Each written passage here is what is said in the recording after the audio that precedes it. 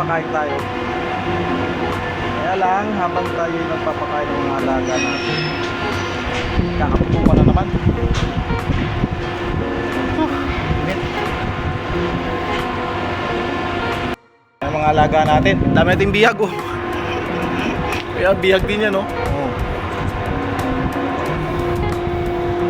Ang dahil nating bihag, silipingan natin yung bagong ilakay natin dito kung buhay pa. Ilang araw din akong hindi nakapag pasyal dito. Malaki na siya, brother. Ayan siya oh. Oh ha. Malaki na. Huwag ka matakot. Matakot. Takot eh. Napakain naman yan ng mga magulang niya. Tuyo-tuyo na yung mga ating mga taniman dito. Kawawa naman yan. Naglagay tayo ng mga tanim-tanim dito sa ating lagyan ng isda.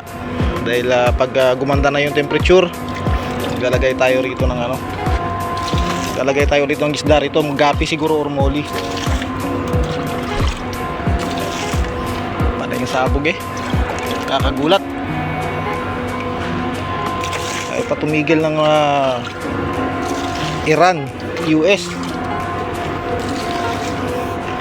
Bibirahan pa rin sila. Kailangan lang natin maging safe. Laging magdadasal para maging safe tayo sa lahat ng oras.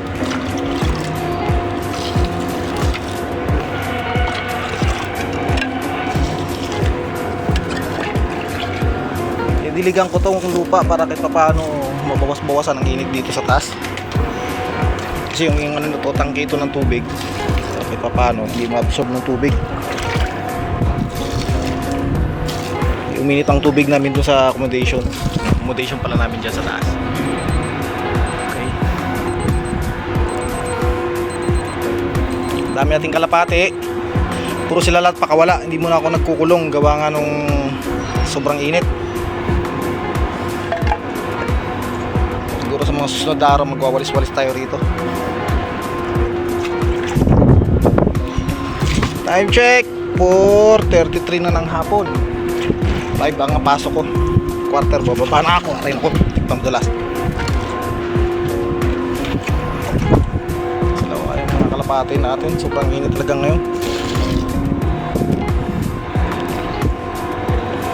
At meron natang may itlog doon.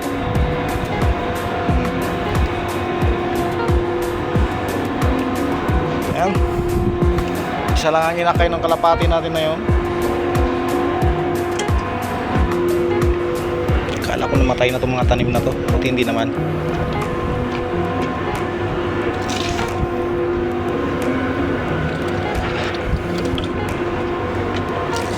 Ang dami ng lumot sa ilalim oh.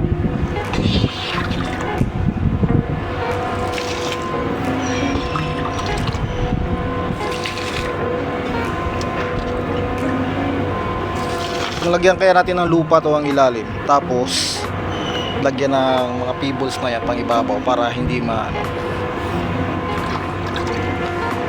para pag nilagyan natin ng isda, magiging normal habitat lang nila. Lagay nyo. Isa lagay, nagtanong yun no?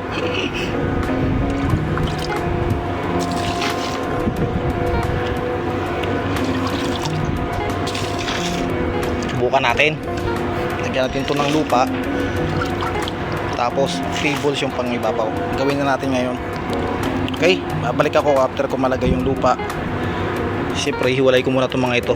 Tatanim natin to eh. Yan. Tatanim natin yan. Ito yung paparamihin nating tanim dito sa ating gagawing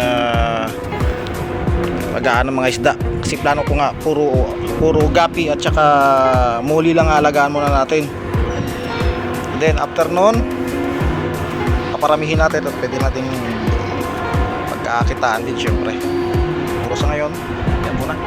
Lagyan natin ng lupa yan, then lagyan natin ng mga build na yan. Okay, balik ako. Lagyan na natin ng lupa. Yan. Lagyan mo na ng lupa at balik ko na rin yung tanim natin. Oh. Yan. Hayaan lang natin silang luminaw ang tubig. At lagay ko na rin pala yung mga pebbles dito para pang ibabaw na layer. Lupa yung pinakailalim, hindi na ipang ibabaw na layer natin yung mga pebbles dito noon, yung bilog. Pansin nyo, yan, ilagay na natin dyan. Bukas balikan natin to, sigurado malinaw na to. And then tsaka tayo magdagdag ng tubig. Araw-araw dagdag bawat hanggang sa luminaw yung tubig, magkaroon siya ng natural na tirahan ng mga lumot. Then siguro mga 2 weeks bago natin lagyan ng gapi or moly. Yan. Para maging natural na tirahan talaga ng isda natin na parang nasa wild pa sila.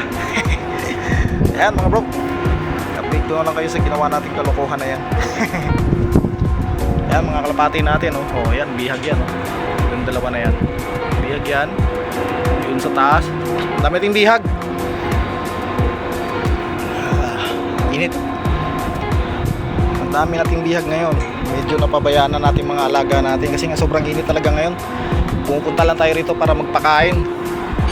Diyan sila natutulog, Yan dumi, yung bihag natin. Kaya mga bro, hanggang dito na lang muna ang video natin. At tayo papasok na. 4:45 na. Ingat-ingat na lang lahat. At God bless us all. Bye bye.